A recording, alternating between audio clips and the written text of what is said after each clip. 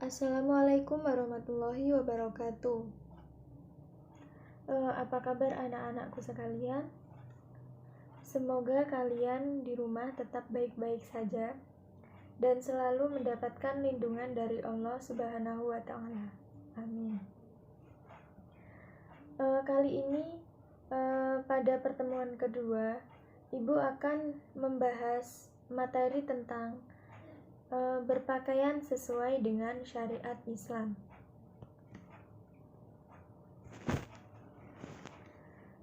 Materi yang kita bahas adalah yang pertama, pengertian berpakaian menurut Islam. Yang kedua, sumber hukum Al-Quran. Kemudian yang ketiga, syarat berbusana muslim. Yang keempat, cara berpakaian menurut Islam.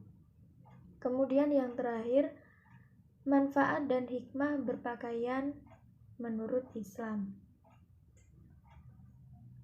Langsung saja, pengertian berpakaian menurut Islam. Berpakaian menutup aurat merupakan kewajiban bagi seorang muslim dan muslimah. Islam mengajarkan untuk berpakaian secara baik dan benar, sesuai dengan syariat Islam, meski tidak mengesampingkan mode atau tren masa kini, asalkan sesuai dengan syariat Islam.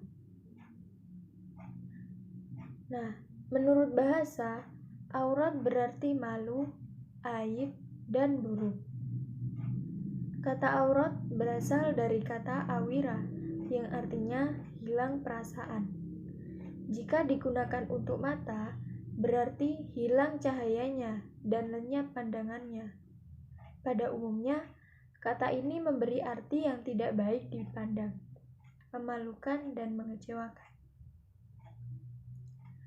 Nah, menurut istilah dalam hukum Islam, aurat adalah batas minimal dari bagian tubuh yang wajib ditutupi karena perintah Allah Subhanahu wa Ta'ala. Kemudian sumber hukumnya terdapat dalam Quran Surat Al-Ahzab ayat 36 yang berbunyi, Bismillahirrahmanirrahim. Wa ma kana lil mu'minin wala mu'minatin idza qadallahu wa rasuluhu amran ay yakuna lahumul khiyaratu min amrihim wa may ya'sillaha wa rasulahu faqad dhalla dhalalan mubina. Yang artinya, dan tidaklah pantas bagi laki-laki mukmin dan perempuan mukmin apabila Allah Subhanahu wa Ta'ala dan Rasul-Nya telah menetapkan suatu ketetapan, akan ada pilihan yang lain bagi mereka. Dan barang siapa mendurhakai Allah dan Rasul-Nya, maka sungguh dia telah tersesat dengan kesehatan yang nyata. Kemudian selanjutnya, syarat berbusana muslim. Syarat berbusana muslim itu ada 7. Yang pertama, menutup seluruh badan selain yang dikecualikan. Terdapat dalam Quran Surat An-Nur ayat 31. Yang dimaksud adalah bagian tubuh yang haram dilihat karena itu harus ditutupi. Kemudian yang kedua, bukan untuk tabarruj atau memperlihatkan hiasan dan keindahan dirinya. Nah, yang dimaksud tabarruj di sini adalah memperlihatkan hiasan dan keindahan dirinya, serta apapun yang wajib ditutupi agar tidak mengundang fitnah dari orang lain. Kemudian yang ketiga, kainnya harus tebal. Nah, kainnya harus tebal. Telah ditetapkan dalam hadis Nabi Muhammad SAW bahwasannya untuk laki-laki haram hukumnya memakai pakaian dari kain sutra. Terdapat dalam hadis riwayat Tirmidzi, Nasa'i, dan Abu Daud yang berbunyi, boleh bagi wanita dari umatku dan haram bagi pria dari umatku. Yang dimaksud di sini adalah bahwa laki-laki itu tidak boleh mengenakan dari kain sutra.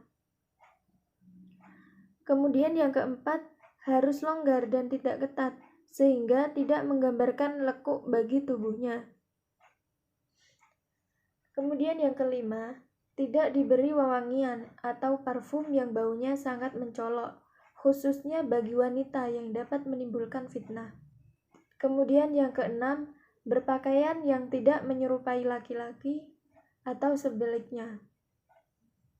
Bahwasannya busana atau pakaian serta perhiasan yang dikenakan oleh laki-laki tidak menyerupai pakaian atau hiasan yang biasa dikenakan oleh wanita.